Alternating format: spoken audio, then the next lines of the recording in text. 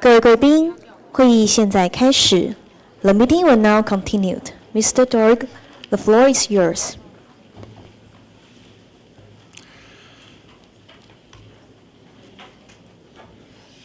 Good morning again. As I said, 10 minutes always turns into 15. But we are back in business, and we continue with our dialogue with the representatives of the government of the Republic of China, Taiwan, and we are now opening the floor for questions by members of the committee on Cluster 3. As I said, a very important number of articles on non-discrimination, on the role of the best interests of the child, the right to life, survival and development, and the right of the child to express her or his views. And Mrs. Lundy has the floor. Okay. So I'm going to ask some questions on each of the four general principles. Many of these issues will come up later on because they are cross-cutting, but I just have a small number of specific questions. The first question is on Article 2 of the Convention, the non-discrimination. And my question is around stateless children, children who are considered to be stateless.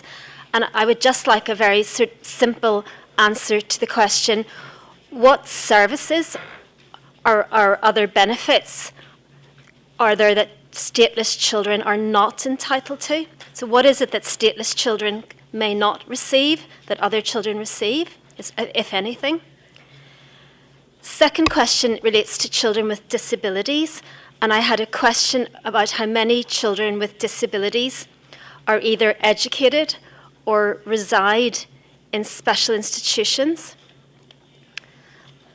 And as a sub-question to that, concern has been expressed about higher levels of abuse of children with disabilities in institutions, and again, I'd be grateful for some statistics on that. My general question on non-discrimination relates to data collection, because of course it's incredibly important when you want to identify discrimination to be collecting data disaggregated with the correct categories. A lot of the data that we've seen gives us information on gender and on location of the child, but we haven't seen a lot of data broken down by the child's ethnic background or by sexual orientation or by disability. And I was wondering in particular, and this is moving on to Article 6, life, survival and development. We have statistics for mortality rates and suicide rate of children provided by gender and location.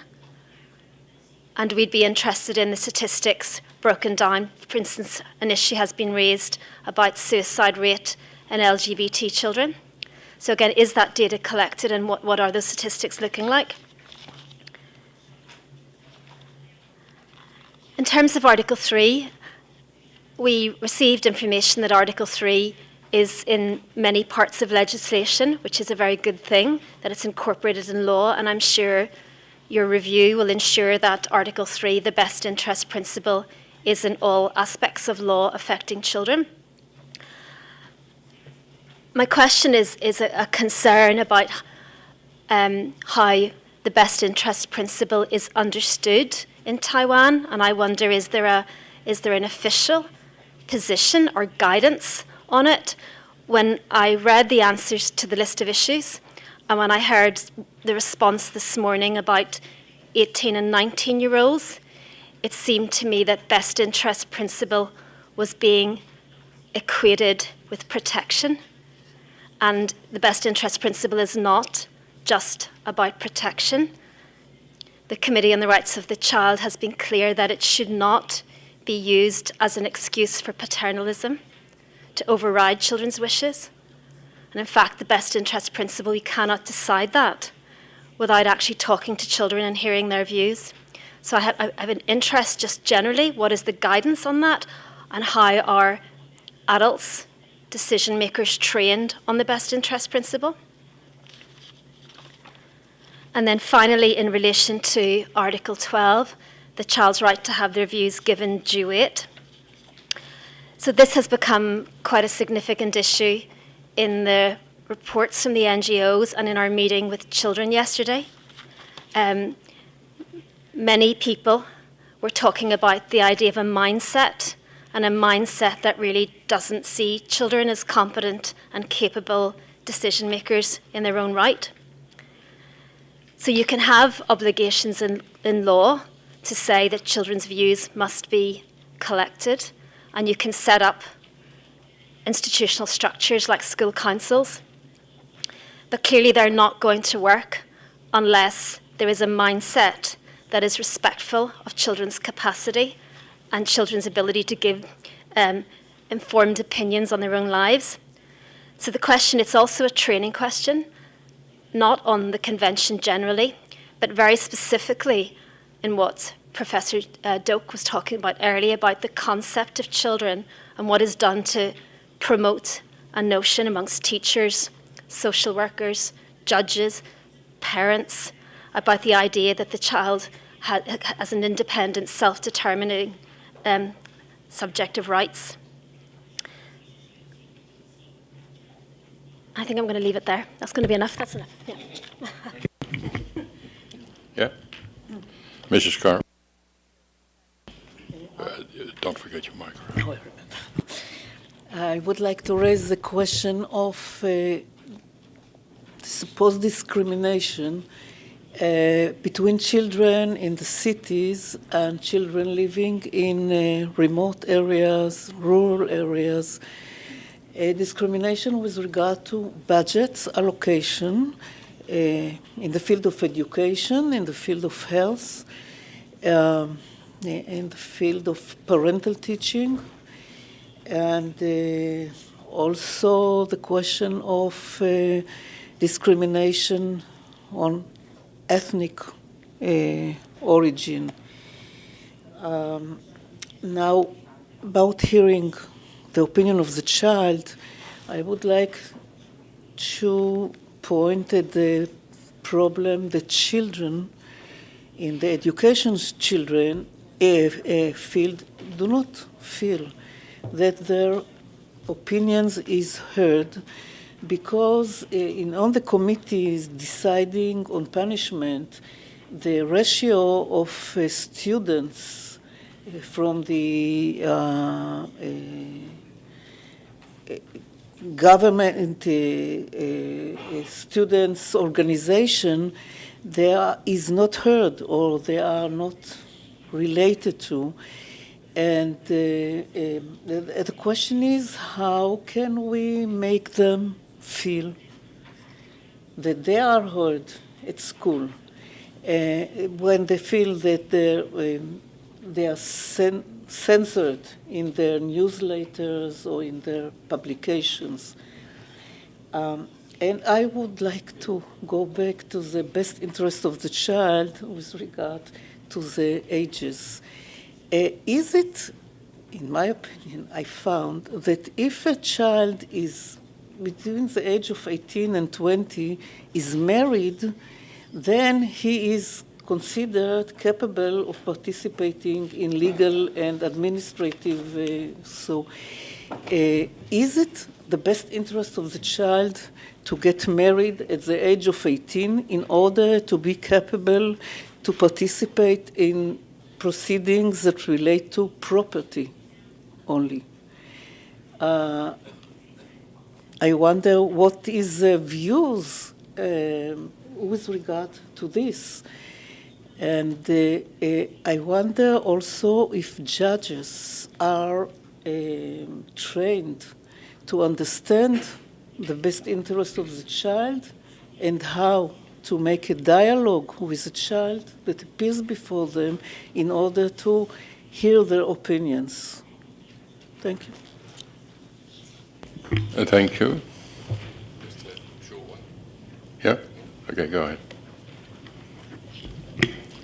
Yes, I just have a short question on the concept itself of the best interests of the child and how that concept is understood in Taiwan. Is it your view, when you talk of best interests of the child, in particular within a legislative context, is it your understanding that the concept of the best interests is one that attempts to determine what is the best solution for a given child?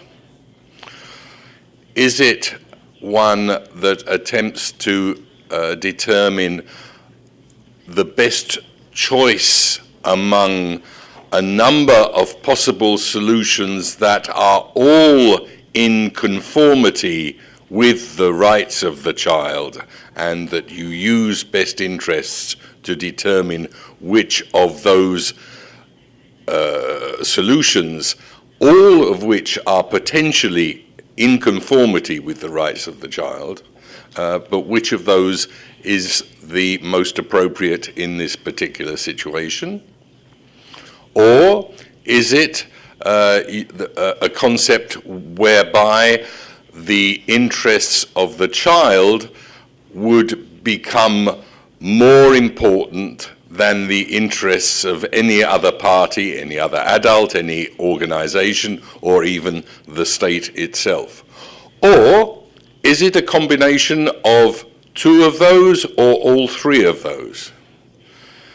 I think it's extraordinarily important to try to come to, or to try to determine precisely what the meaning of this concept is, to the extent that it is a relatively vague one, and in the context of human rights, it only applies to children. So that's why I wonder if you've given thought to that, and I wonder if you can guide us in terms of the way that your thinking is going in terms of those possible interpretations of the concept. Thank you. Thank you. John? I have two sets of questions. The first relates to Article 6. We've read that the Indigenous mortality rate for infants is higher than for non-Indigenous children. So my question is, are special measures being taken to address that rate of mortality amongst young Indigenous children? The second question in relation to Article 6 concerns accidental deaths and suicide. We've read the statistics in relation to suicide have slightly increased in recent years. And are there measures being taken to undertake inquiries to determine the causes of those deaths so we can prevent them in the future? The other question relates to Article 12, and particularly the ability of children to express their views in court proceedings. I'm keen to hear from perhaps the Judicial Yuan about whether training is provided to judges about how to enable children to express their views in family court proceedings, child protection proceedings, or judicial proceedings involving criminal law, and whether lawyers are appointed to assist young people to express their views in those proceedings as well. Thank you.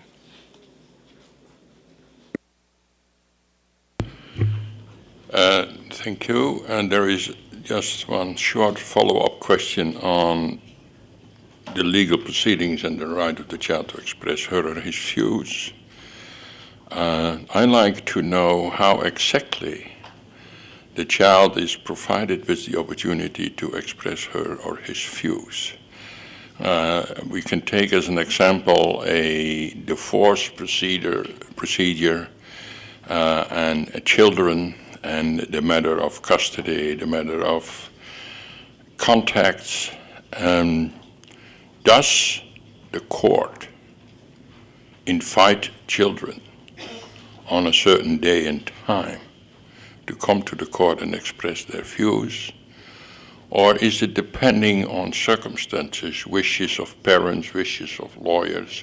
So my experience is that a lot of countries have very good rules on the right to be heard. But if you come down to the nitty-gritties of the daily practice, often children first don't know that they have a right to express their views and are certainly not invited to come to the court. So if you can give me some specific information on the practical parts of implementing the right to express your views in court. Madam, your turn.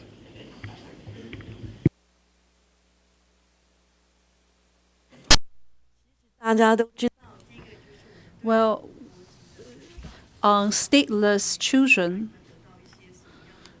what kind of services or benefits do they have?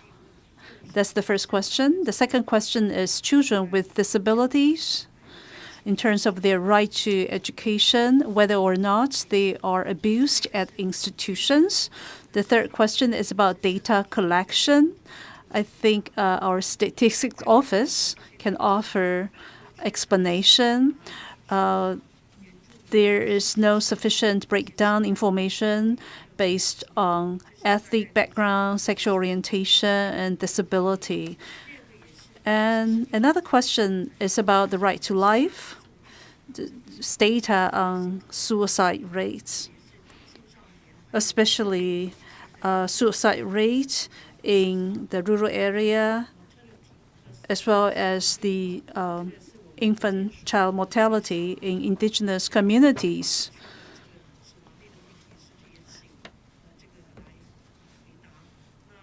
And next, the best interest of the child. What guidelines are there? What principles do we have? How do we make sure the best interest of the child is implemented? I think the Judicial Yuan and the Social and Family Affairs Administration can answer the question. The right to express their own views.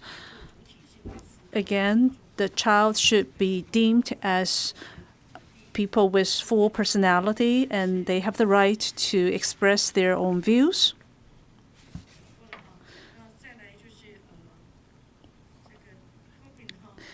Professor Tobin talked about the child mortality rate in indigenous communities. I just touched upon that. The Judicial Yuan can answer the questions raised by Professor Tobin and Professor Duke. For example, in divorce proceedings or the custody cases, how do we make sure children's views are given due weight? So these are the questions I think we have received. Maybe the Social and Family Affairs Administration can start. Thank you all very much for the questions. Regarding stateless children, the services, healthcare services and benefits they can enjoy. According to our Children and Youth Welfare Act, stateless children should be assisted. Relevant laws should be used to provide services and benefits for stateless children when it comes to medical care, vaccination, for example. Before they're registered into the National Health Insurance Scheme, they can receive some medical grants or subsidies to help them to get vaccination. And as long as they stay in Taiwan for over 6 months, they are eligible to receive national health insurance protection. If the stateless child is not properly looked after, we can help with the arrangement for foster family or institutional care. If there are caregivers for the stateless child, then on a case-by-case basis, we can arrange different social welfare services. For example, some economic support.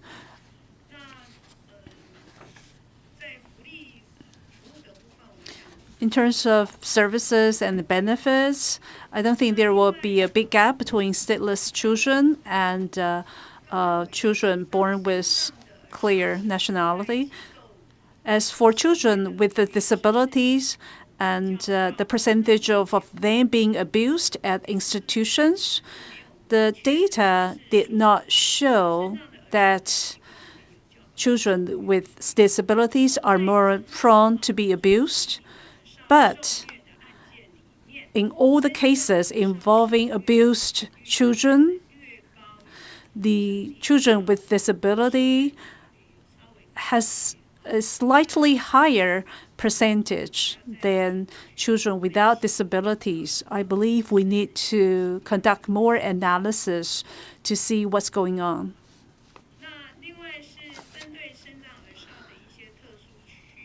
Special needs of children with disabilities, we still first focus on their families. If they can stay with their family, we will prefer that option. But if that's not viable, we will arrange institutional care or foster care.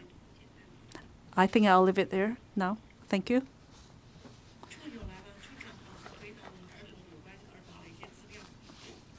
Data collection.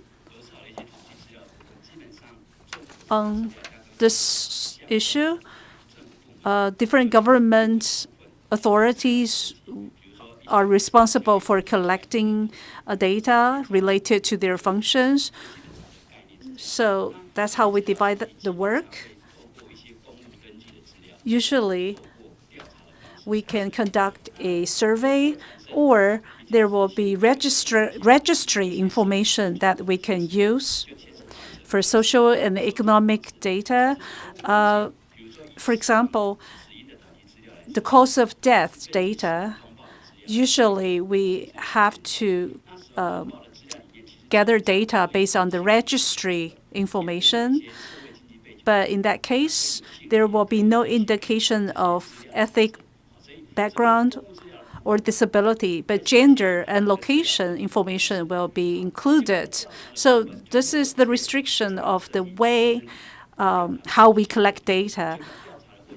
In addition, if we conduct a survey, again, it depends on how you design the survey questions. If we want to collect more detailed information on, say, sexual orientation, ethnic background, then we can design them into our questions. So that's the answer from the Statistics Office. I think we need to design more diverse questions. Suicide rate.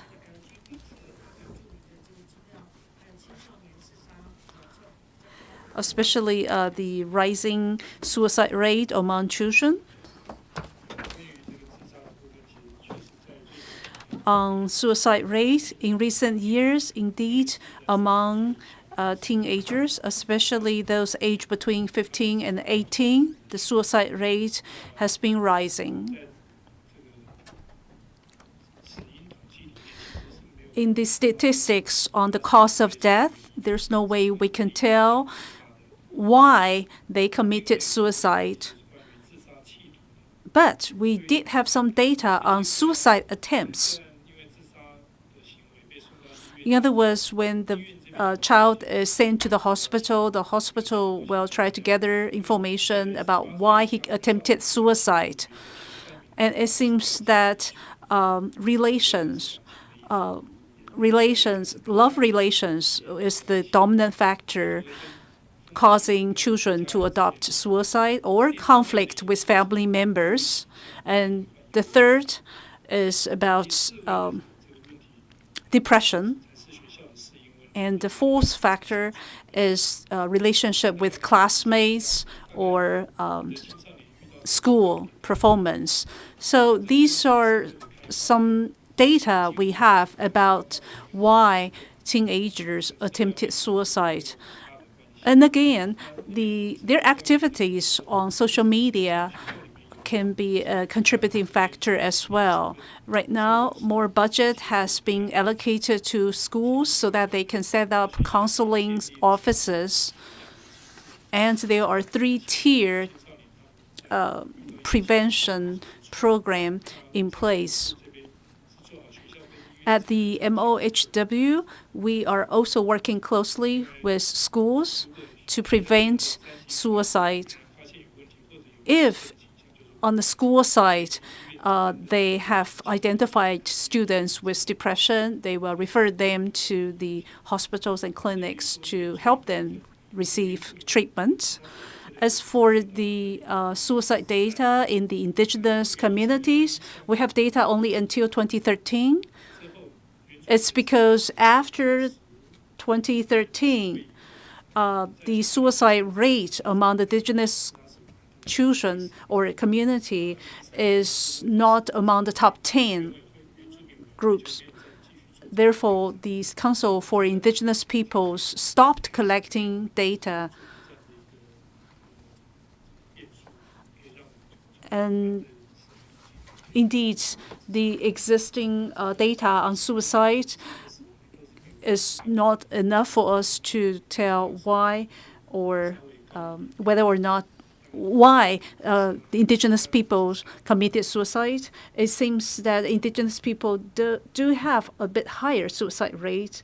It's about 0.03% higher than the other groups.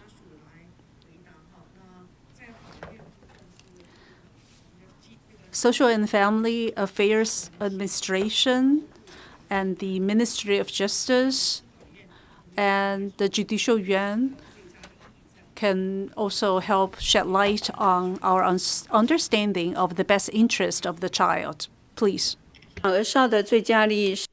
Okay, when it comes to BOIC, best interest of child,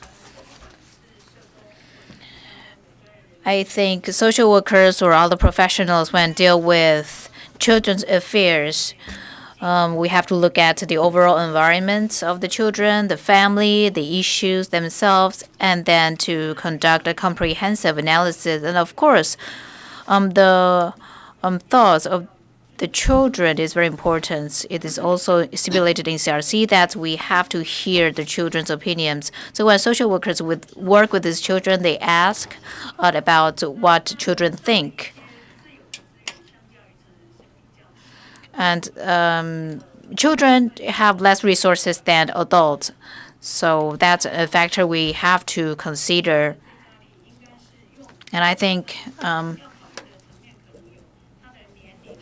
we have to consider the age, the family, the school, the issue a child is facing. And then also consider the thoughts of the child, and we make the best decision with the child. And that's what I think BOIC is. Thank you. Judicial Yuan, do you have any views on best interest of child? Well, I think when judges address cases, we consider the Civil Code on Article 1055, that is the sex of the child, the age of the child, and the number of the siblings of the child. Do they have brothers and sisters? How many there are? And we also consider the health situation of the child.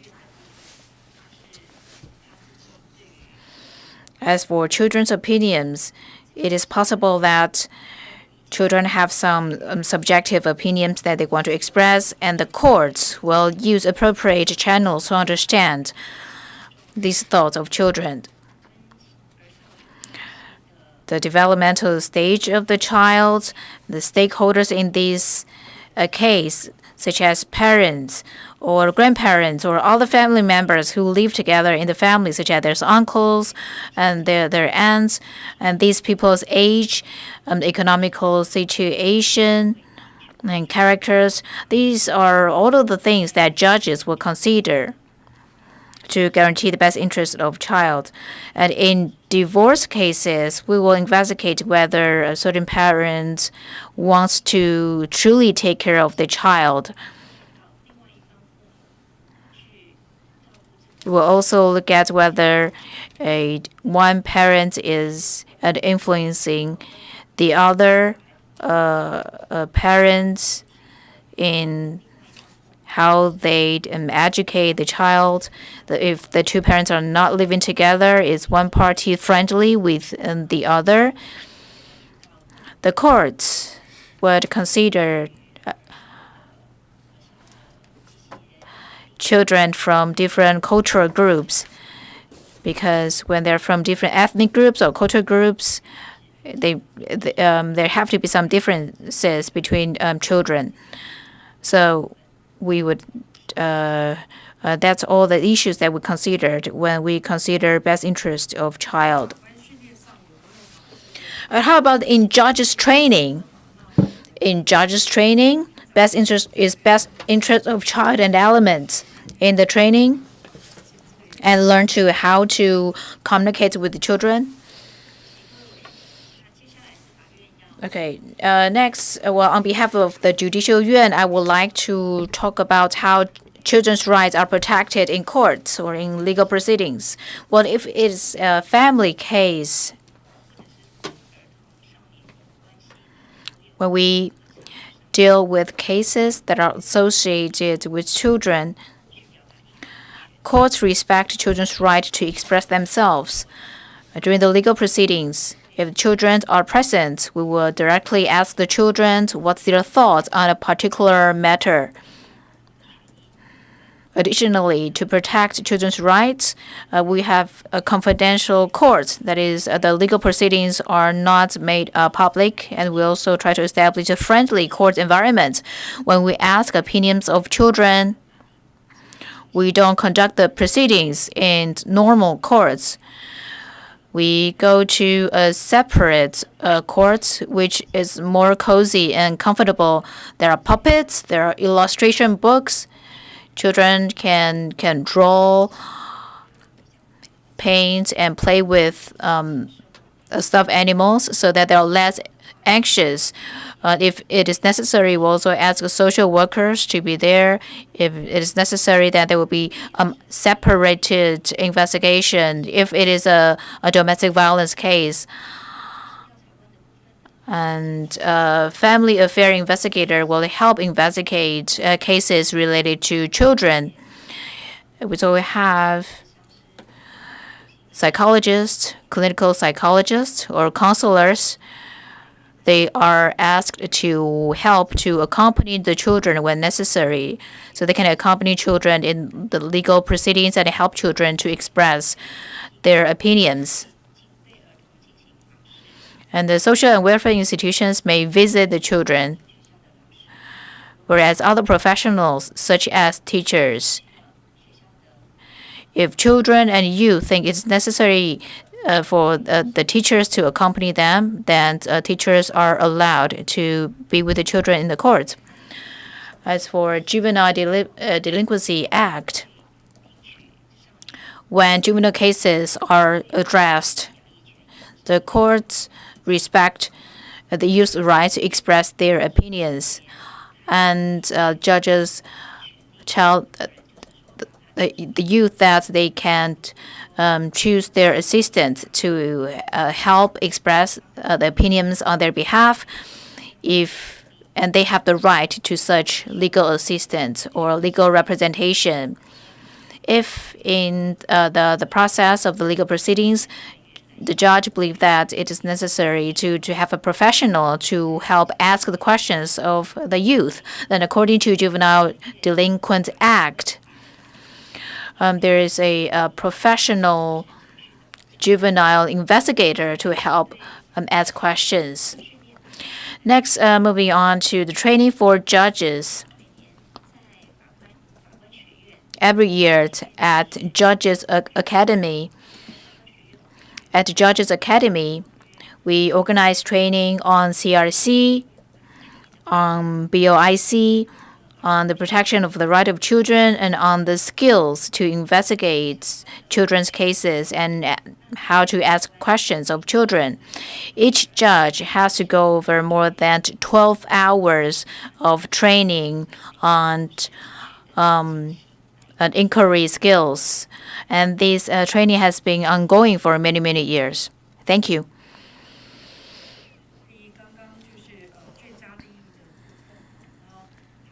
On best interest of child and on the right to expression, I think Professor Kopp mentioned a child between 18 and 20 who are married. They have the legal capacities and they can deal with their properties. And does these meet the best interest of child? Maybe some representative from MOJ can respond to this inquiry. Or you need more time to think about it?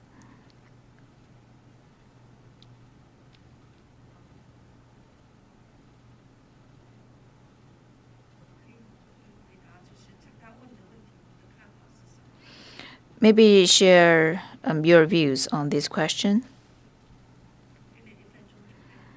Okay, we can have 1 more minute to prepare for the answer. Let's move on from best interest of child to right to expressions. So in schools, schools may have some disciplinary actions against children. Do children have the right to express their opinions about those actions? Hi, I'm from MOE, Ministry of Education. Well, generally speaking,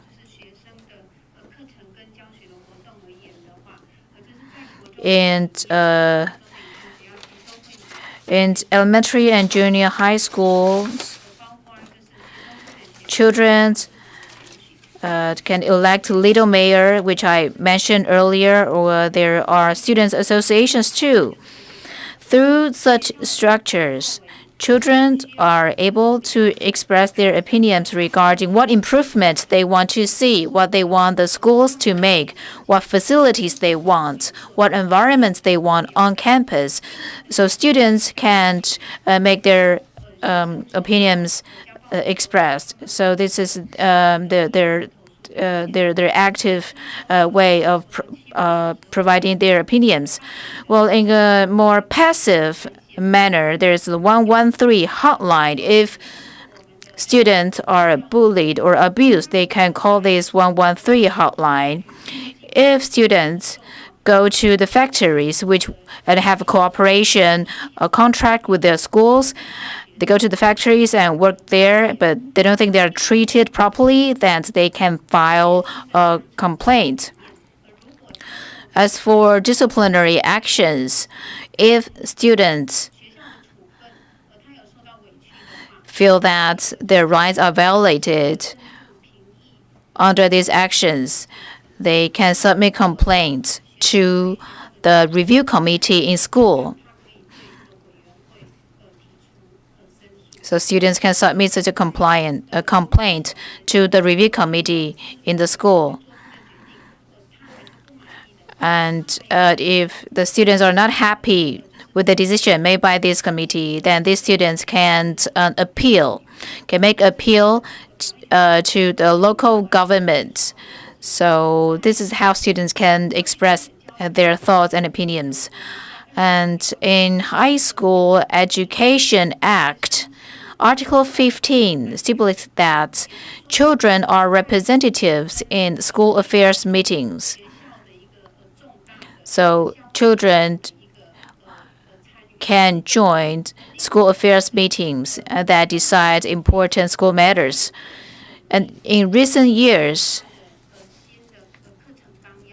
we are reviewing the 2019 new curriculum for students. So from the 1st grade to the 12th grade, the content of the classes are all governed by this curriculum. And in the curriculum meetings, students can join as well. Students can register to enroll in the meetings, and they can also enroll themselves as the candidate. In the curriculum meetings, there are NGO representatives and also children representatives. And out of the 48 meeting members, 4 are students representatives. So they do have a say to let us know what they want to learn in the curriculum. And also in the new curriculum, it is stipulated that when the curriculum committee is having meetings, there have to be student representatives. So this is a way for children, for students to express their thoughts in policies or teachings that are related to them. Okay, let's go to the questions on discrimination. First of all, we heard that indigenous people's mortality rate is higher than other ethnic groups. Are there any measures to improve that? And second question, in rural area, how do we utilize better resources to care for the health? So any representative from the National Health Promotion Administration?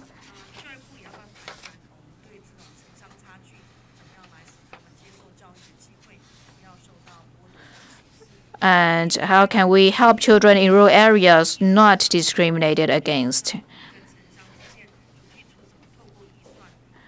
And I think these questions can be answered by the Health Promotion Administration and the Statistical Office. Thank you. Okay, when it comes to infant mortality, the major cause is congenital or some abnormalities in pregnancy or accidents. And in cities where the indigenous people have higher mortality rates, we have a special program for high-risk pregnant women.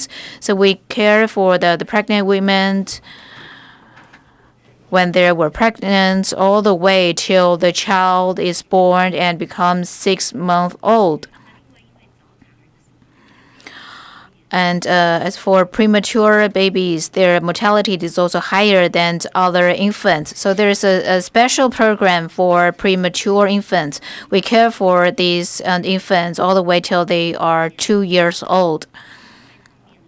As for accidents, which is a major cause of death of infants, we teach the schools or the preschools and the parents or other primary caretakers to evaluate the environment the infant lives in.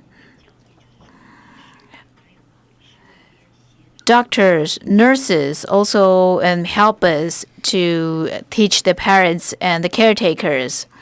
And another kind of accident is traffic accidents. So we work with the Ministry of Transportation. And in areas where the indigenous infants has a higher mortality rate, we have a special program to promote safe indigenous communities. And in indigenous communities, people who use tobacco or people who smoke, well, there are more people like that compared to other areas. So we try to promote or raise awareness of health in those areas.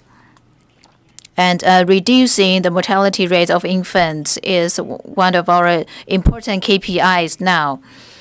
And in the indigenous areas, if children are sick, then we have special grants and subsidies to help those areas and remote areas as well. Thank you.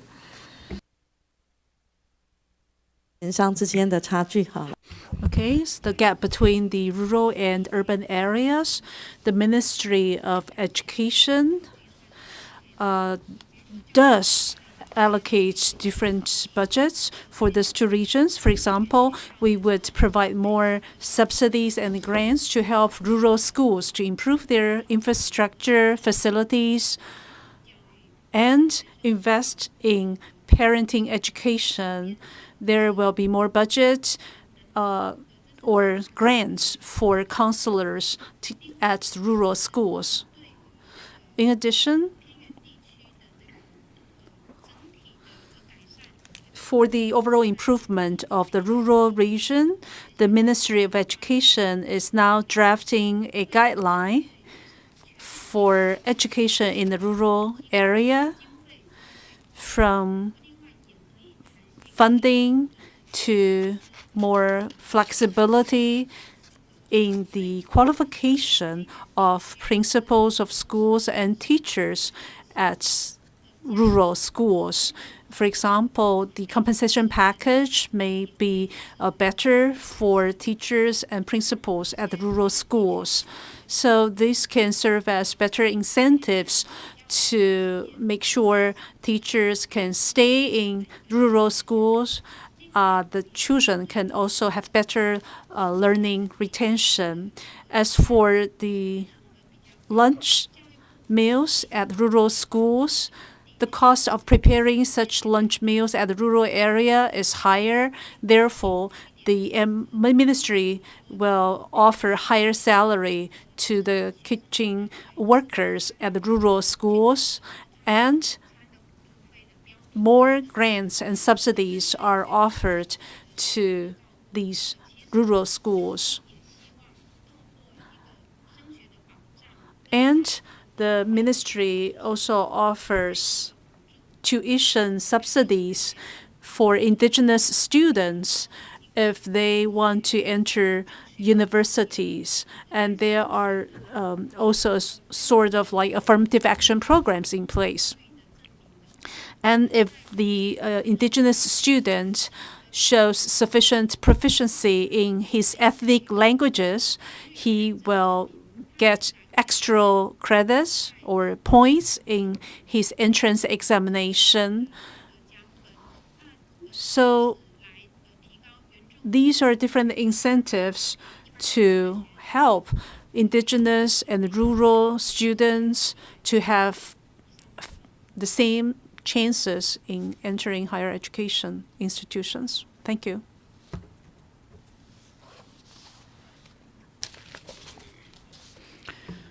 Good morning. I think in our report, we already spelled out the budgets from different government agencies for children.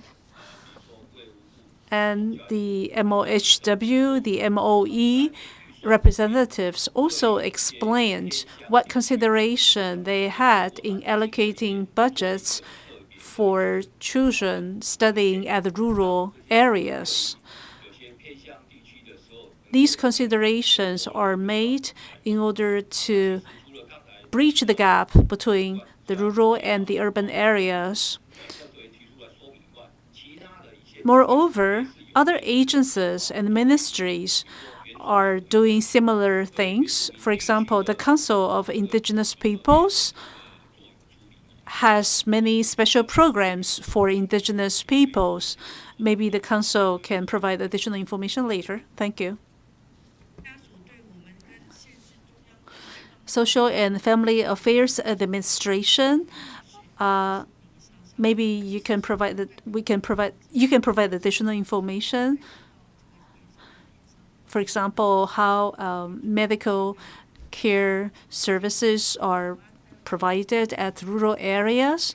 And yes, the Council of Indigenous Peoples, please also offer additional explanation what you have done to safeguard the rights of children. So the question is about the gap between the urban and the rural areas. For remote areas, we do have different requirements for self-financing. Local governments in the remote areas can have lower self-financing ratio for their programs. So the central government offers more budget for the remote areas. This is an attempt to narrow the gap between the rural and the urban areas. As for expense subsidies, for example, medical subsidies and other types of subsidies, we do take into account such a gap.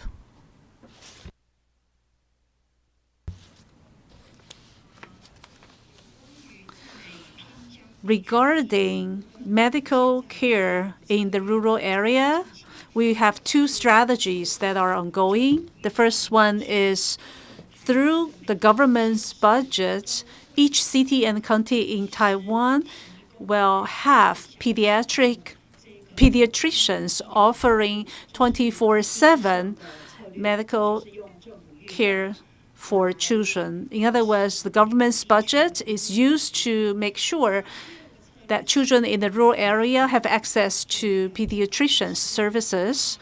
The other strategy is about training physicians with government's scholarship. If after they graduate, they will have to serve in the remote areas for a period of time.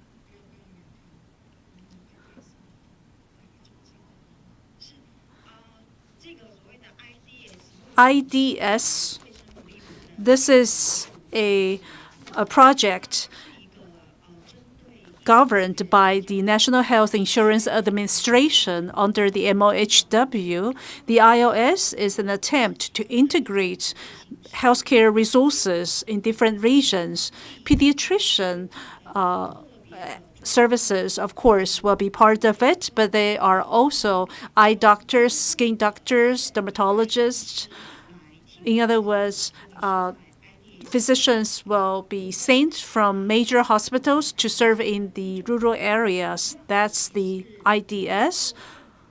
Moreover, again, through government's budget allocation, big hospitals in the city can send or dispatch their physicians to work in the remote areas.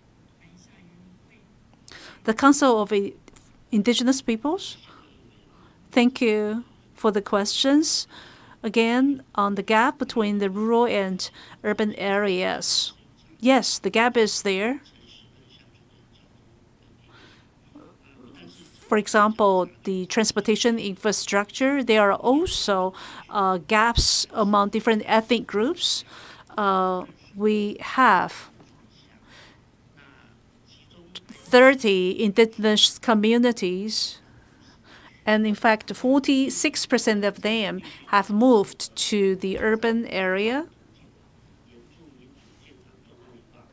And based on our studies, basically, we gather data from different government agencies, and we can compare the data relating to indigenous communities in the mountain areas vis-a-vis those in the city. And based on the data in 2013, for every 100,000 people in the indigenous people in the mountain area, the infant mortality is 910. For those indigenous communities in the city, it's 859. So you can see the number in the other ethnic groups in the city area. Actually, there are indigenous communities in the mountain area, in the plains area, and in the city. So the gap between the infant mortality is quite apparent. So the indigenous communities in the mountain area does have shortage of healthcare resources. That is why we have allocated more resources to help the indigenous communities in the mountain areas. For example, we have been expanding the healthcare stations in those regions, and there are more subsidies for the national health insurance premium. For those aged under 19, there are about 31,000 indigenous children in these communities, so we do allocate more resources and funding. So for infant mortality higher regions, we try to implement IDA's programs and other special programs to reduce the mortality rate. And the Ministry of Education is also training more indigenous students to become doctors who can then come back to their communities to serve. We have been making these efforts.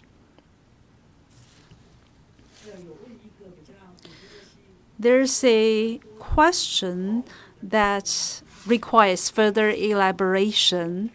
That is, do we in Taiwan truly understand the meaning of the best interest of the child? Do we choose the solution that is in the best interest of the child, or do we allow the child to make the decision that he deems to be in the best interest? Okay, Social and Family Affairs Administration. I will try to compile opinions from different agencies. In fact, in the CRC, legally speaking, the idea of the best interest can be a little bit vague. Depending on individual cases, we may have different considerations. For example, the age, the way he is being looked after, the difficulties or problems the child is facing now.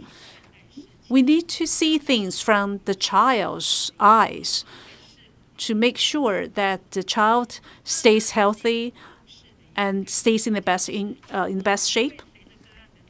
Therefore, I believe best interest may vary depending on individual child's situation. But of course, this is the ultimate principle in the CRC in Taiwan.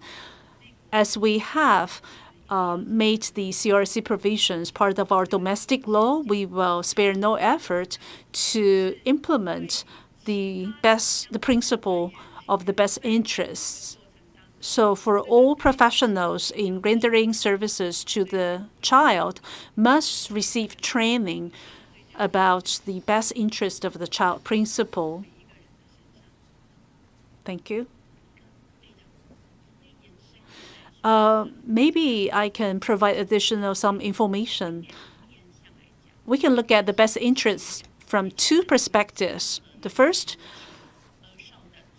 in a proactive sense, we do everything we can to seek the best interest of the child.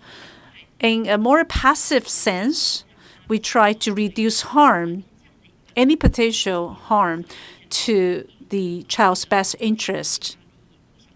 I think that can be a way to look at the best interest of the child. I would like to hear advice from the committee members too. Okay, the department, that's the representative from the Department of Protective Services.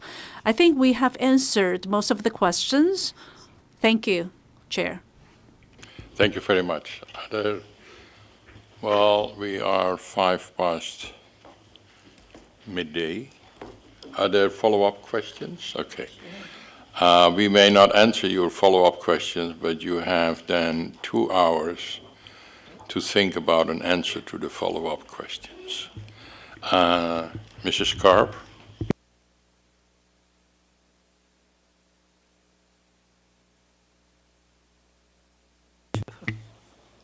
You need to. How is the best interest of the child reflected in the fact that adopters can one-sidedly decide not to continue with the relationship of adoptions? So the adoptee, who have been going through procedures to decide on the adoption, is left without, it seems that his best interests are not considered in this case. With regard to the questions of different allocations of budgets to the remote area, my question is whether I understand there is a plan to close the gap within some years. I wonder if there is a monitoring process to know how these special subsidies or allocations of budget are really used or are effective. I understand that in the remote areas there is a problem of, due to, I think, budget consideration, schools are closed and children have to live in dormitories in order to be able to participate in the joint schools that are opened after closing the small schools. And I read complaints that the life in the dormitories are, that there the children are, have problems of, they may even be abused or, my question is, what is the monitoring system of life in these educational dormitories? I understand that also there is a problem of transportation to schools in the remote area and what is being done to ease the problem. And mainly I would like to refer to the question of substitute teachers again. I understand that the plan is to promote programs to better the salary of teachers so that they have motivation to work in the remote area. But what is the actual program to close the gap between professional teachers, steady teachers, and the existing situation of, let's say, non-professional teachers? With regard to complaints, again, I understand that every local administration can decide on the rules of appeals on complaints. And my question is whether it's not a matter of national procedures to be decided for all children in all schools, in all regions, and in all local administration. So it's not decided, there may be gaps in the procedures of appeals on decision in the education system. And my last question is with regard to budget to teaching mother language of indigenous people. I understand that the study is decreasing the opportunities to study mother language. And what are the plans to have more opportunities and more incentive for children to study their mother language? Thank you. Yes. Just one set of brief questions on children with disabilities who are in residential care. Thank you very much for the information on that. If I understand the information correctly, the number of children with disabilities in living in residential care is increasing in the last 5 years. And I would be interested in an explanation as to why it is increasing rather than decreasing, which would be in line with the convention. I forgive my pronunciation, but it seemed to me the city, someone can tell me how to pronounce it, is it Kaohsiung City? Kaohsiung, one of the cities, it's the second biggest city after Taipei. How do you pronounce that? Kaohsiung. It seems to have a very large number of residential care institutes for a much smaller population than Taipei, and I'm curious as to why it would have more residential care institutes and many more children in residential care, including 9 children under the age of 6. Thank you. Thank you. John? Thank you. Just a few quick follow-up questions. First, on the issue of attempted suicide and the data, we were told that one of the reasons is failed love relations. are we able to identify whether those relationships are heterosexual or if they involve young people identified as being gay, lesbian, bisexual or transgender? The second question goes to the issue of a child's best interests, and the representative from the Department of Social Affairs listed a number of factors and talked about a comprehensive analysis. My question is, do you have official guidelines that actually inform decision making, or is it on a case-by-case basis depending on the worker? So are there written down guidelines to inform those decisions? A related question goes to our colleague from Yuan. You referred to Article 1055 of the Civil Code and listed a number of reasons. I'm wondering if we get a translation of that particular provision to see what factors are included in the assessment of a child's best interests. And then lastly, we heard that a number of actors are involved in assisting children to express their views: teachers, family workers, and sometimes lawyers. Do those people actually receive specialist training as well about the Convention on the Rights of the Child? Thank you.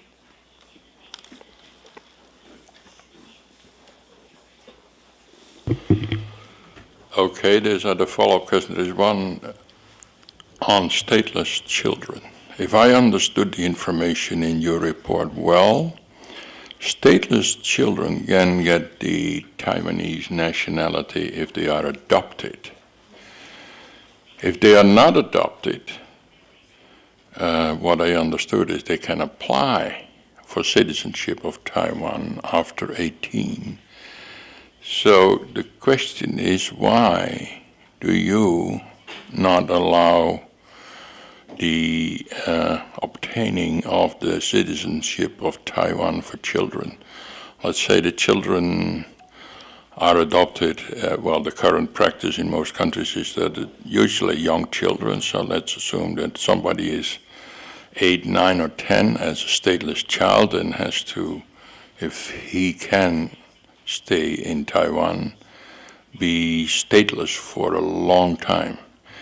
And although stateless children do get some services, it's certainly hindering the development of the child due to the stateless status of the child. So, question, how can a child that is not adopted obtain citizenship of Taiwan before the age of 18? The second question is about an information that I became aware of is missing.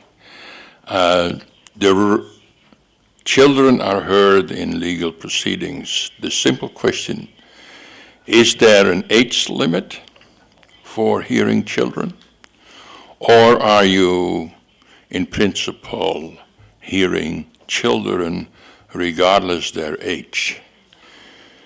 So you are hearing children who are lifted out of their little place by their parents and show to you, and you communicate with the child and try to find out what her views are on what happens after divorce of their parents. So I need to know, is there either a formal rule, minimum age for hearing children must be heard, or if it is not, what is the actual practice in hearing children? Because without an age limit, there is a lot of discretion with the judges to hear a child or not to hear a child, because the child has the right to be heard, as you know, if he or she can form her views or opinion.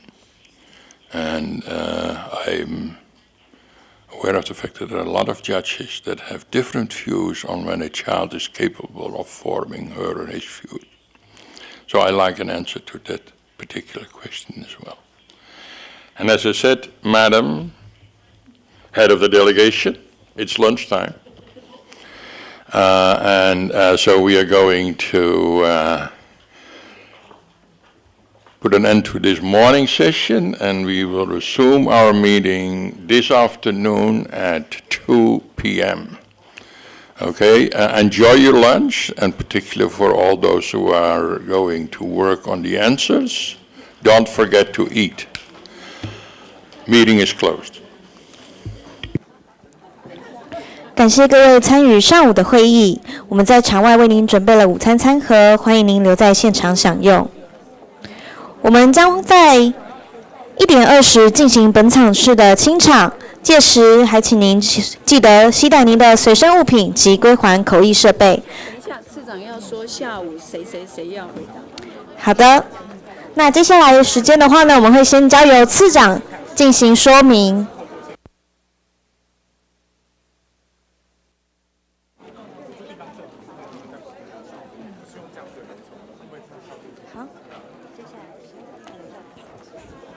这2点哦，早上有好几个问题，待会回来下午就要回答嘛，哈，就是有是儿少最佳利益被收养的这个部分哈，然后这个是不是待会社家属要来回答嘛，哈，然后再来就是有关于教育部哈，他对于官校这件事情哦，代课老师这件事情，那有没有中央统一的申诉的机制？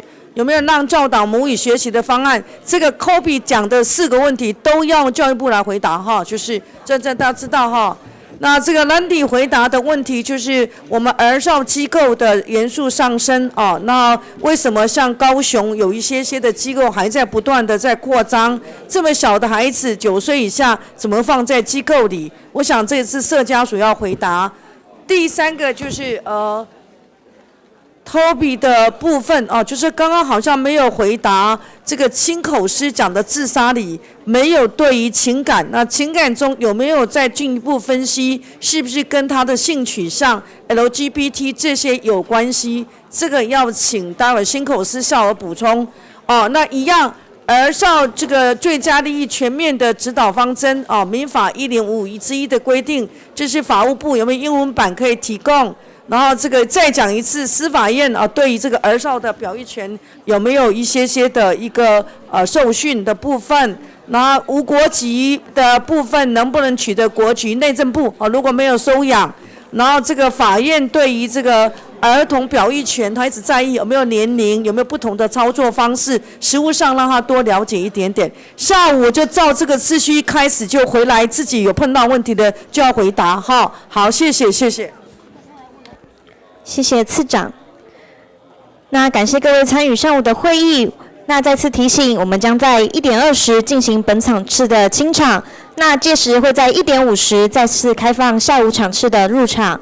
请各位在清场时，请记得携带您的随身物品及归还口译设备，不要遗留任何的物品在本会场。午餐的餐盒已经为您准备在场外，那请记得去取用，谢谢。